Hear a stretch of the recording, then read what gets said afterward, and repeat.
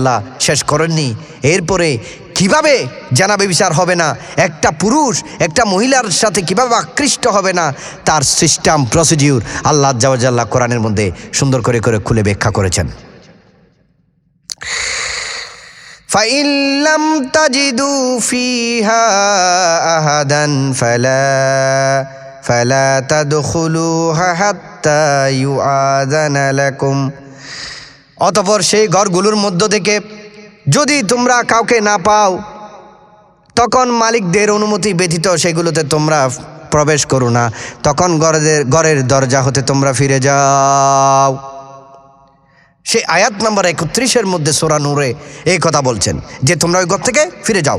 কেননা যখন আপনি একটা ঘরের মধ্যে যাবেন, সেই ঘরের ভিতরের অভ্যন্তরীণ অবস্থা সম্পর্কে আপনি জানবেন না, আমি জানবো না। ওই ঘরের মধ্যে মা বোনরা থাকবে, যেই ঘরের মধ্যে মা বোনরা থাকবে সেই ঘরের মধ্যে মা বোনরা অনেক সময় দেখা যায় বেপরদা অবস্থায় থাকবে, কেননা ঘর হচ্ছে নিরাপদ স্থল, সেখানে কোনো পুরুষ থাকে না, সেখানে মা বোনরা হয়তো বা অনেক সময় বেপরদা হিসেবে থাকে, কাপড়ের মধ্যে গায়ের মধ্যে কোনো ওড়না থাকে না, এমন অবস্থার মধ্যে থাকে। এমন অবস্থার মধ্যে যদি আমরা বাইরে থেকে সরাসরি সালাম না দিয়ে অনুমতি না নিয়ে ঢুকে যাই, তাহলে সেটা তখন আমাদের মা বোন তার পর্দার যে বিষয়টুকু রয়েছে সেগুলা ঘাটতি হওয়ার সম্ভাবনা থাকলে তাহলে তারা লজ্জা পাওয়ার সম্ভাবনা থাকবে, এবং আমাদের মধ্যে যে কোরআনের যেই হুকুম রয়েছে সেটাও ব্যাঘাত হয়ে যাওয়ার সম্ভাবনা থাকবে। এই জন্য প্রিয় ইসলামী ভাইরা, যতক্ষণ পর্যন্ত না কোনো ঘরের মধ্যে আমরা যাব, ততক্ষণ পর্যন্ত আমরা ওই ঘর থেকে যতক্ষণ সালাম দেওয়ার পরে আওয়াজ আসবে না, অনুমতি মিলবে না, ততক্ষণ পর্যন্ত আমরা আল্লাহর হুকুম মোতাবেক ওই ঘরে প্রবেশ করব না ইনশাআল্লাহ আজ্জা ওয়া জাল। মুসলমানদেরকে আরো কোন প্রসিডিউরে যে একটা ব্যভিচার জানা হবে না, তার মুসলমানদেরকে কি করতে হবে, তার সিস্টেম আল্লাহ আজ্জা ওয়া জাল্লা কোরআনের মধ্যে একজন পুরুষ সে কিভাবে চলবে তার ব্যাখ্যা আল্লাহ আজ্জা ওয়া জাল্লা কোরআনের মধ্যে খুব সুন্দর করে ব্যাখ্যা করেছেন। কুল লিল মুমিনিনা ইয়াগুদ্দু মিন আবসারিহিম ওয়া ইয়াহফাযু ফুরুজাহুম যালিকা আযকা লাহুম ইন্নাল্লাহা খাবীরুম বিমা ইয়াসনাউন। মুসলমান পুরুষদের প্রতি আল্লাহ আজ্জা ওয়া জাল্লা নির্দেশ দিচ্ছেন, হে আমার মুসলমান বান্দা, হে আমার পুরুষ বান্দারা, তোমরা তোমাদের দৃষ্টি সম্মুখে কিছুটা নিচু রাখো, নিজেদের লজ্জাস্থানগুলোকে হেফাজত করো, এটাই হচ্ছে তোমাদের জন্য পবিত্র। নিঃসন্দেহে আল্লাহর নিকট তাদের খবরাদি সব কিছু রয়েছে।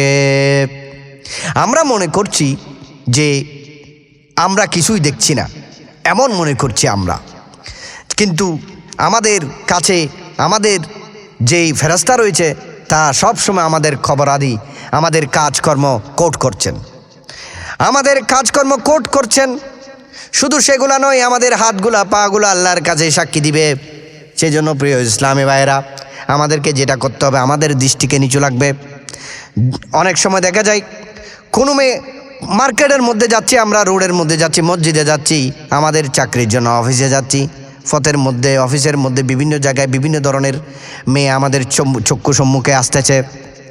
তারা যে এই ধরনের মহিলা যখন আমাদের চক্ষু সম্মুখে আসতেছে, তখন আমরা যখন আমাদের যে দৃষ্টিগুলা রয়েছে, আমাদের দৃষ্টিগুলাকে নত করে নিব, ওই মহিলার দিকে আর বারবার তাকাবো না। এটাই হচ্ছে পুরুষদের জন্য হুকুম। পুরুষরা কিভাবে তাদের দৃষ্টিকে নত রাখবে, পুরুষরা কিভাবে যে সমাজের মধ্যে নিজেদেরকে জানাবে, বিচার হতে বাঁচাবে, তার জন্য আল্লাহ আজ্জা ওয়া জাল্লা সুন্দর ব্যাখ্যা করে দিয়েছেন এই কোরআনের মধ্যে। শুধু পুরুষদেরকে বলে নাই, আল্লাহ আজ্জা ওয়া জাল্লা মহিলাদেরকেও ব্যাখ্যা করেছেন, হে মহিলারা, তোমরা নিজেদের দৃষ্টিসমূহকে তোমরা নিচু করো, এবং একটা বেগানা পুরুষ দেখলে তোমরা নিজেকে সংযত হও।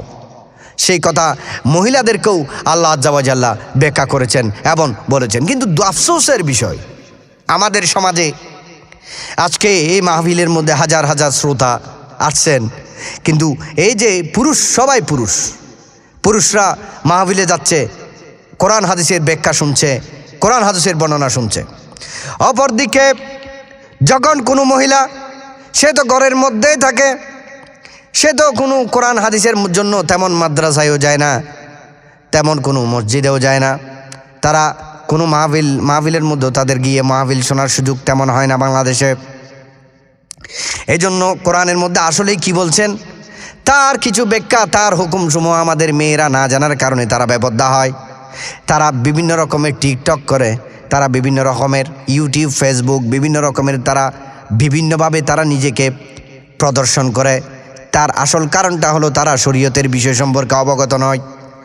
পুরুষরা বিভিন্নভাবে শরীয়ত সম্পর্কে অবগত হলেও কিন্তু কোরআনের মধ্যে মেয়েদের সম্পর্কে কি বলছেন সেই বিষয়টা মেয়েরা না জানার কারণটা হচ্ছে মেয়েরা মাদ্রাসা থেকেও মাহরুম, মেয়েরা মহিলা মাদ্রাসা থেকেও যায় না, মাহফিলের মধ্যেও তেমন আসে না। এমনকি ইউটিউব, ফেসবুক যখন ব্যবহার করে তখন তারা নাটক দেখে, বিভিন্ন সিরিয়াল দেখে, আলেম উলামাদের বয়ানগুলো তারা শুনে না, যার কারণে গিয়ে মেয়েরা আসল হাকিকত হুকুম কি না জানার কারণে তারা বিভিন্ন রকমের বেপরদায় চলে এবং বিভিন্ন শরীয়ত বিরোধী কার্যকলাপে লিপ্ত হয়ে যায়। ওয়াকুল্লিল মুমিনাতি ইয়াগদুদুনা মিন আবসারিহিন্না ওয়া ইয়াহফাজনা ফুরুজাহুন। আল্লাহ জাল্লা এভাবে বলছেন, মুসলমান নারীদেরকে নির্দেশ দিন, হে আল্লাহর রসুল আপনি মুসলমান নারীদেরকে নির্দেশ দিন যেন তারা নিজেদের দৃষ্টিগুলোকে কিছুটা নিচু রাখে। ওয়ালা ইউবদিনা জিনাতাহুন্না ইল্লা মা যাহারা মিনহা ওয়ালিয়াদরিবিনা বিখুমুরিহিন্না আলা জুয়ুবিহিন। এবং শুধুমাত্র তাদের নিজেদের দৃষ্টিগুলোকে নিচু রাখবে তেমন নয়, নিজেদের সতীত্বকে তারা রক্ষা করবে আর নিজেদের সাজসজ্জাকে তারা হাটে বাজারে সব জায়গায় প্রদর্শন করবে না। কি যতটুকু সম্ভব তারা নিজেকে কন্ট্রোল করবে এবং স্বাভাবিকভাবে তারা চলাফেরা করলেও যেন যারা যতটুকু স্বাভাবিকভাবে প্রকাশ পায় সেগুলা ছাড়া মা জহারা যতটুকু মিনহা যতটুকুর মধ্যে তারা স্বাভাবিকভাবে প্রকাশ পায় শুধুমাত্র সেটা করতে পারবে, কিন্তু তারা এর চেয়ে বেশি কিছু তারা প্রদর্শন করতে পারবে না। এটা কোরআনেই মেয়েদেরকে হুকুম দিয়ে দিয়েছে। কিন্তু তারা যেন মাথার কাপড় যেন আপন গ্রীবা দেশে থাকে এবং বক্ষ দেশে ঝুলানো থাকে, এই কথা বলা হচ্ছে ওয়ালিয়াদরিবিনা বিখুমুরিহিন্না আলা মা জুয়ুবিহিন। তারা যেন মাথার কাপড় যখন মাথার মধ্যে থাকে, আপন গ্রীবা ও বক্ষ দেশে তাদের কাপড় যেন ঝুলানো থাকে, তারা যেন সেই কাপড়গুলা কখনো ফেলে ওপেনভাবে বাজারে হাটে বাজারে তারা যেন ঘোরাফেরা না করে। কোরআন যে মহিলাদেরকেও ব্যাখ্যা দিয়েছেন, আসলেই আদৌ সেই মহিলারা তো এই এতটুকু সম্পর্কে ওয়াকিবহল নয়। তারা না কোরআন পড়েছে না হাদিস পড়েছে, না কোনো মহিলা ইজতেমার মধ্যে যাচ্ছে, না কোনো মহিলা মাহফিলের মধ্যে যাচ্ছে যেখানে আলেম উলামা পর্দার মধ্যে থেকে বয়ান করছে, পর্দার ভিতরে থেকে ওই মহিলা শুনতেছে। যার কারণে গিয়ে মেয়েরা না জানার কারণে শরীয়তের বিধিবিধান মেয়েরা বেশিরভাগ ক্ষেত্রে ভুল করায়। আমাদের সমাজে মেয়েদের জন্য আলেম উলামাদের পর্দার ভিতরে ব্যবস্থা করা, শরীয়ত তরিকতের ব্যবস্থা করা, আলোচনার জন্য ব্যবস্থা করা, এটা এখন আমাদের জন্য বর্তমান যুগের এখন মোস্ট ইম্পর্ট্যান্ট একটা কাম বলে আমি মনে করি। প্রিয় ইসলামী ভাইরা, এরপরেও যখন মেয়েরা তাদের মতো করে শরীয়ত মোতাবেক চলবে, কোনো মেয়ে তো পরপুরুষের দিকে তাকাবে না, তাদের যেই কাপড় চোপড়গুলা থাকবে সেগুলা তারা কোরআনের আদেশ মতো তারা সুন্দর সুন্দর করে ওই কাপড় চোপড়গুলা পরিধান করবে, মাথার উপরে কাপড় রাখবে, বুকের উপরে কাপড় রাখবে, অন্য পুরুষের দিকে তাকাবে না। ঠিক সেই রূপে করে কোনো পুরুষ যখন কোনো মহিলার দিকে তাকাবে না এবং মহিলা থেকে পর্দা করবে, যখন এমন অবস্থা হয়ে যাবে তখন আর জানাবে বিচার কমে যাবে। কিন্তু এই ক্ষেত্রে কিছু কিছু মানুষ যারা বিয়ে করার জন্য অসমর্থ, সেই জন্য আপনারা যারা সমর্থ আছেন তারা তাড়াতাড়ি বিয়ে করে নেবেন। বিয়ে এমন একটা জিনিস যেটা জানা বেবিচার থেকে একজন মানুষকে রক্ষা করে, নিচের দৃষ্টিকে নিচু করে দেয়। এটাই হচ্ছে বিয়ের ফজিলত। কিন্তু আমাদের দেশের যে বিয়ের প্রসিডিউরটা দেখি, 30 লক্ষ টাকা দেন মোহর, 50 লক্ষ টাকা দেন মোহর। এই দেন মোহর যদি আদায় করতে না পারে তাহলে হাদিসের মধ্যে ইরশাদ হয়েছে ওই ব্যক্তি হাসরের ময়দানে উঠবে যে জানাকারী হিসাবে, কারণ সে তার স্ত্রীর দেনমোহর আদায় করে নাই। সে জানাকারী হিসাবে হাসরের ময়দানের মধ্যে উঠবে। এই কঠিন প্রসিডিউর হওয়ার কারণে আমাদের দেশে বিয়ে করা বড়ই কঠিন হয়ে গেছে। এমন বিয়ের মধ্যে 5 লাখ 7 লাখ টাকা খরচ করতে হবে।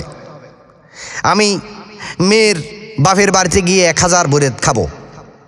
প্রিয় ভাইয়েরা আমার, 1000 বরেদ খেলেন আপনি, কিন্তু আপনার 1000 বরেদ খাওয়ানোর জন্য আপনারও মানুষের দরকার, গাড়ি ভাড়ার দরকার, আপনারও তো 2-4 লাখ টাকা খরচ হয়ে যাচ্ছে। এই সব সিস্টেম যারা মেনটেন করতে পারছে না, তারা কুফু মোতাবেক স্ত্রী পাচ্ছে না, বিয়ে করতে পারছে না। আল্লাহ সুবহানাহু ওয়া তাআলা সবাইকে বিয়ে করার তৌফিক দান করে দিক যারা সাবালক। এ ব্যাপারে আল্লাহ আজ্জা ওয়া জাল্লা কি বলছেন? ওয়ানকিহুল আয়ামা মিনকুম ওয়াস-সালিহিনা মিন ইবাদিকুম ওয়া ইমাইকুম ইয়াকুনু ফুকারা ইউগনিহিমুল্লাহু মিন ফাদলিহি ওয়াল্লাহু ওয়াসিউন আলিম। আল্লাহ আজ্জা ওয়া জাল্লা বলছেন, বিবাহ সম্পাদন করে দাও তোমাদের মধ্যে তাদেরকে যারা বিবাহবিহীন রয়েছে, আর যারা ফুকারা গরিব রয়েছে, বিবাহ করতে পারছে না, তারাও যদি কষ্টবিষ্ট করে তারাও যদি বিবাহ করে নেয়, তাহলে নিজেদের উপযুক্ত দাস এবং দাসীদারকা যদি তারা বিবাহ সম্পন্ন